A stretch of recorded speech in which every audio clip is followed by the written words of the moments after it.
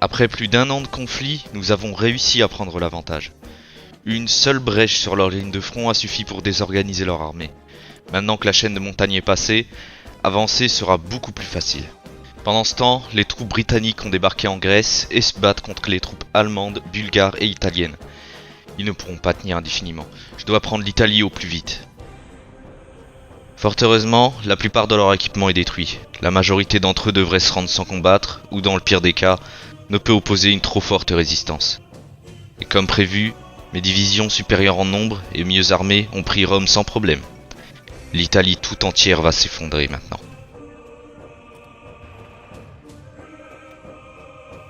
Évidemment, à la fin de la guerre, l'armée italienne n'existait même plus. J'ai saisi le matériel restant et me suis dirigé vers mon prochain conflit. Celui-ci promettait d'être beaucoup plus ardu. Dans la foulée, la capitale bulgare, Sofia, est tombée. Cela a conduit une conférence de paix avec, d'un côté, les pays vainqueurs et de l'autre côté, les pays vaincus. Et nous devons formuler nos exigences. Le pays ayant le plus influencé le cours de la guerre commence. La France donc. Bien évidemment, j'exige la libération de la Grèce, mais aussi de la région prio-yougoslave, de l'Éthiopie, annexée 4 ans plus tôt, et de la Libye.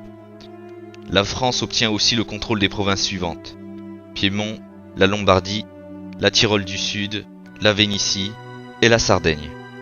Et bien entendu, changer de gouvernement pour devenir démocratique, sous tutelle française. Les Bulgares, eux, seront sous tutelle britannique. La faction italienne Novus Imperium Romanum, comme ils l'appelaient, est désormais dissoute.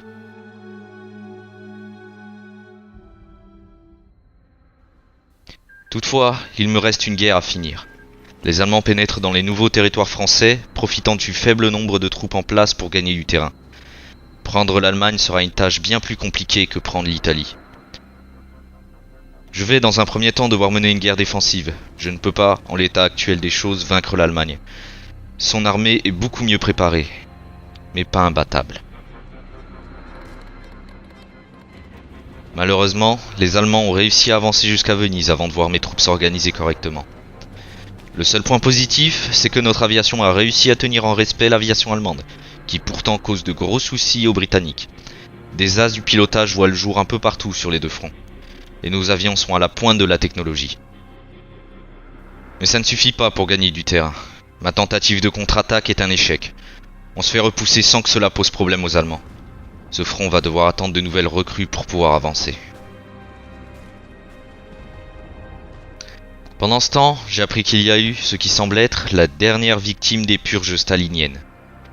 Léon Trotsky a été assassiné.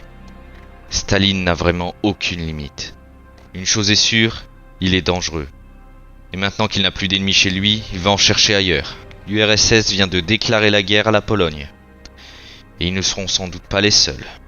Ce conflit n'est toujours pas fini qu'un autre se profile déjà à l'horizon. Cette guerre pourrait bien devenir mondiale. Mais je dois me concentrer sur le présent. Pour commencer, je vais reprendre les bombardements en Allemagne. Si je veux gagner contre eux, je dois détruire leur industrie, comme avec l'Italie. Non. Au vu de leur force, je dois détruire davantage d'usines qu'avec l'Italie. Des soldats sans fusil deviendront des hommes comme les autres. Bonne nouvelle, des Anglais viennent enfin se battre sur le front que je suis en train de tenir.